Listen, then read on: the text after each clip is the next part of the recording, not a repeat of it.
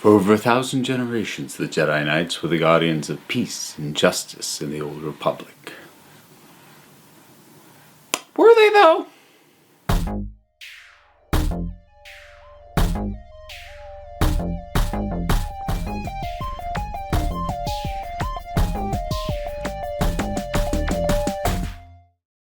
Okay, so I kind of alluded that I might do this video in my review of The Rise of Skywalker. And also, warning, spoilers for that. I am going to be talking about some moments in that. Specifically, I am going to be bringing up something that happens at the end. But I do want to talk in general about the Jedi.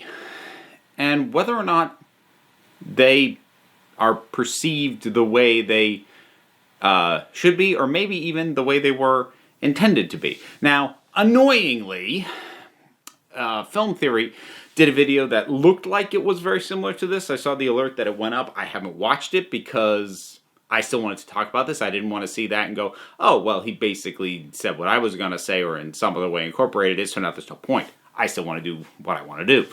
And in addition to that, let me be clear, because I'm not overstating, I'm not going, the Jedi are really the villains! No, they're on the right side.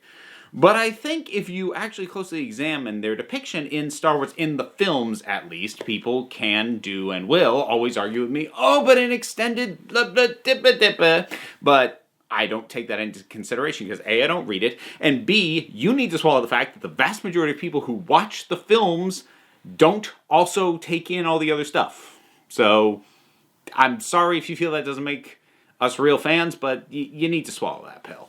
Anyways, the thing about the Jedi is they are very much sort of mythologized and lauded, but at the same time, if you look at how they're depicted, especially versus how they're talked about, there's some incongruities here. And I'm not actually saying that these are not meant to be there, but let's start looking at them. And I'm actually going to look at these films in the order of release, as opposed to the internal narrative chronology, which means we're starting with Episode 4, A New Hope.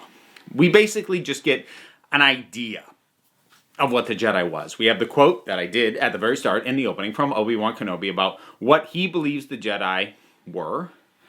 And that's about it. We don't get a ton else. We get a little bit about the Force and all this, but exactly what the Jedi were, how they operated, everything else, not a lot. The one other thing we get a hint of is that Obi-Wan admits to the fact that Vader used to be his apprentice and he turned to the dark side. So obviously whatever system the Jedi were using to train and keep up with their own wasn't flawless. It was infiltrated. It failed somebody.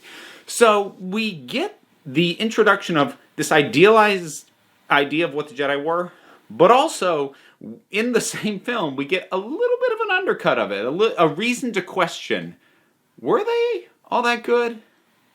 And that kind of gets elaborated on a little bit further in Empire Strikes Back for a couple reasons. The first is, not only do we realize that, exactly how far things have fallen, given that we confirm that Darth Vader was in fact Anakin Skywalker, and more to the point, Obi-Wan hid that from Luke. So did Yoda. And it actually gave me in mind, that's not vastly a million miles off from Dumbledore withholding some very key information from Harry that he probably should have known before he went off and did, or tried to do, a lot of the stuff that he did. Kind of the same situation for Luke. So again, we're seeing the Jedi making the call that maybe they believe is the best thing, but you gotta question, like, you could have prepared him better. You tried to just shut him down and say, don't go. You could have told him why. You didn't. This is a little on you. And then we get Return of the Jedi, which would appear to completely reaffirm the idea that the Jedi are awesome and amazing and everything. Except we touch back again on the reiteration of Obi-Wan and Yoda either lying or withholding information from Luke. And you can give me all these certain point of view lines you want. I'm sorry, Obi-Wan, you lied to the kid. Flat out. To his face. Repeatedly. So there isn't all that much in the original trilogy, though, because the Jedi are still largely thought of, depicted, and talked about as this thing that is past. And they're not an active present thing. Luke becomes the new standard bearer for them, of course, and the two examples that we got, while I have reason to bring each of them, both Yoda and Obi-Wan, into question for some degree, they're undeniably good guys, and they're doing the best they can. They maybe made some bad calls along the way, but we don't get a ton on the Jedi. But then came the prequel trilogy. And the prequel trilogy does a lot to demystify, undercut, and bring into question the validity and decency of the Jedi Order. And what's super interesting about this, especially if you want to compare it to, something like The Last Jedi, which a lot of people got really upset about in terms of what that did with Luke and by extension with the Jedi as a whole. And that obviously came from a different creator. The prequels are from Lucas himself. So he himself decided to basically show us how the Jedi actually were. And also not point out, but leave it to us to notice, this isn't quite what it was pitched as. So what was the main piece of information we were given about the Jedi? The Guardians of Peace and Justice. And how does episode 1 open? They're coming in to settle a trade dispute. You could argue maybe that's reflective of the fact that there wasn't a lot of turmoil going on for them to deal with, except no, there definitely kind of is. There's a lot going on, but they're here because of taxes. That seems like minor bureaucracy stuff, not grand sweeping guardians of democracy. And that gets made a little bit worse once we get to Tatooine, where there's slavery. And the Jedi don't do anything. They're not even surprised that there's slavery going on. And yes, they free Anakin, but they free him within the system that allows for slavery. They do nothing about that system. They leave it in place. They don't even bring up the possibility of coming back to end this, because this is not okay. Not even a possibility, not even an option. They're slaves. People are owned, used, abused. Not the Jedi's problem, apparently. And then we get into episode 2. And there's some interesting stuff in regards to the Jedi that goes on there, because they learn about the secret clone army being made, which they weren't aware of, and immediately like, what is going on here? Except they also fight alongside it. They kind of raise their eyebrows at it, but they don't really question it. They don't really do anything about what's going on. They do what they're told by the Republic, by the Senate, by later Palpatine. They fall in line. They're not upholding a moral standard. They're not planting a flag and going, we will do what is right. They follow orders. Now, maybe at some point in the distant past, there was a more idealized version of the Jedi Order that actually was independent and on its own upheld and fought for these things. But that's not the Jedi as we see them. Not in episode 1. And so, at the very least, it feels like you can safely say that they, as an entity, are badly mired in the system that they are now a part of. They are trapped by it. And they don't seem to be doing much effort to fix that or amend it in any way. And also, let's point out, it does ultimately turn out that Dooku is a Sith and working for the dark side, but the Jedi go in and try and stop him and try and undercut him and try and get him to stop what he's doing well before they know that. And all he's trying to do is take some planets and have them not be part of the Republic anymore.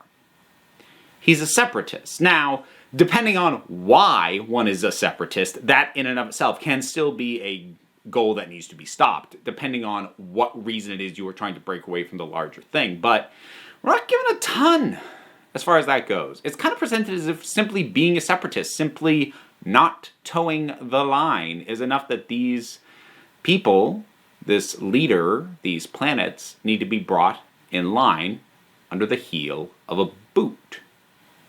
And the Jedi go with it. And there's also simply flat out basic logistical things that feel wrong or at best are being applied very, very selectively.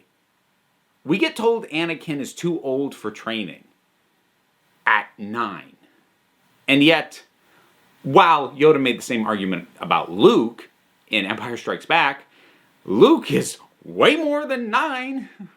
Minimum 3 times that age. I don't know how old Mark Hamill was at that point when he made that movie, but yeah, no, he's not 9, but the training still benefits him. Does he become what someone who was trained from a very young age to become a Jedi? Maybe not, but it works. And there's all these basic undercutting. And another thing that we get told, once you go down the dark path, forever will it dominate your destiny. It's implied across the board. One toe into the darkness and you are gone. Luke steps into the darkness. He goes right up to it. He beats Vader in Return of the Jedi by beating him down with anger. But having stepped over that line, having tasted that power, he then steps back and says no. So again, the dogmatic proclamations of the Jedi are proven to be demonstrably false, or at least not nearly the universal laws that they are claiming that they are. Then we get to Episode 3, Revenge of the Sith, and multiple failings here, largely having to do with Anakin's fall. First of all, most of the Jedi fail to recognize that one of their own is struggling like this, is falling apart. They don't do a lot to identify or help or prevent it. And even Obi-Wan seems to keep defaulting to this idea in his head. Oh, he's the chosen one, it's fine. He's the chosen one, it's fine. He's the chosen one, it's fine. Like, by basically doing nothing, by upholding the status quo, by basically deferring their responsibility, and rarely ever making an actual judgment call, the Jedi cook their own goose.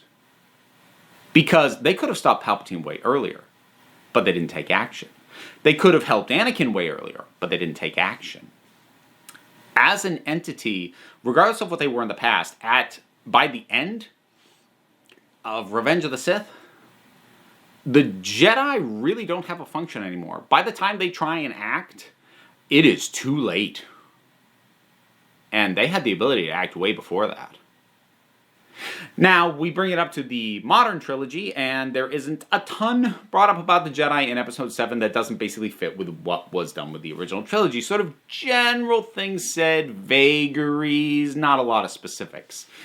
Last Jedi, we get quite a few more specifics. And obviously, I'm actually not a fan of The Last Jedi, but I'm trying not to bring any of my feelings of the individual movies into this particular conversation.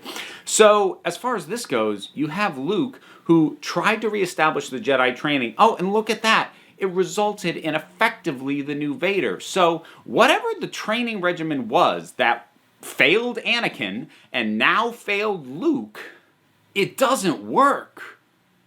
But he brought it back because that's what the Jedi were. He was stuck in the same traditions that had already failed the Order from top to bottom. It had failed them. It had led to their downfall, and he tried to bring it back, thinking, I can do it better. Which he couldn't, it turns out. And that very rightly brings Luke to question himself, the Jedi. I think he's got more than a little point when he says it's time for the Jedi to end. What good were they at this point? A counterbalance to the Sith? Okay, I mean, I guess, except they were hardly the only ones fighting the Sith. And when not actively engaged in that very specific relationship, they didn't seem to help. They seemed more often than not to either make things worse or enable them staying the way that they were in whatever broken state that happened to be. And then we finally arrive at the moment in The Rise of Skywalker that made me go, wait a minute. Because, and again, that's just spoilers, at the end, when Rey basically hears the voices of the Jedi in her head, Again, sort of fitting into the what purpose do the Jedi have left? Well, I guess to counteract the Sith. So we have Palpatine going, all the Sith, whoever came before, live in me. Rey effectively gets the same thing for the Jedi. And taken in isolation, it's a very cool moment. I love all the voices we hear, how many recognizable there are ones, including Ahsoka from the Clone Wars TV show. That's really cool. I love it. But when I think about it in the greater context of the franchise as a whole, it's a very triumphant, the Jedi are awesome thing. And not only do I think they're kind of not, I think the franchise up to this point has agreed that the Jedi are kind of not awesome. Like I said, they're not the secret bad guys, they're not the secret villains. They're well-meaning, but incredibly ineffective. At best. So to have Rey beat Palpatine in this big triumphant celebration of the Jedi feels a little odd. And it's one of the things that makes The Rise of Skywalker feel a little bit incongruous, because what it seems to be trying to say doesn't line up with stuff said in virtually every other entry in the primary film series up to this point.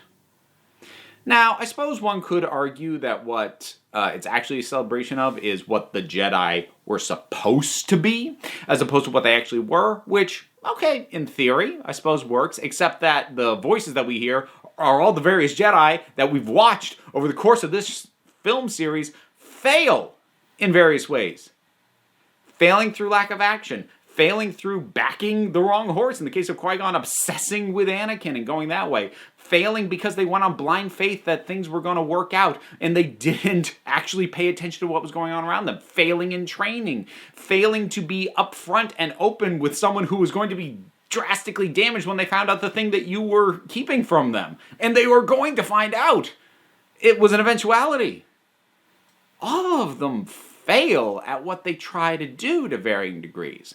And again, I don't actually think that's a fault. I don't think that's a mistake. I don't think that's a plot hole.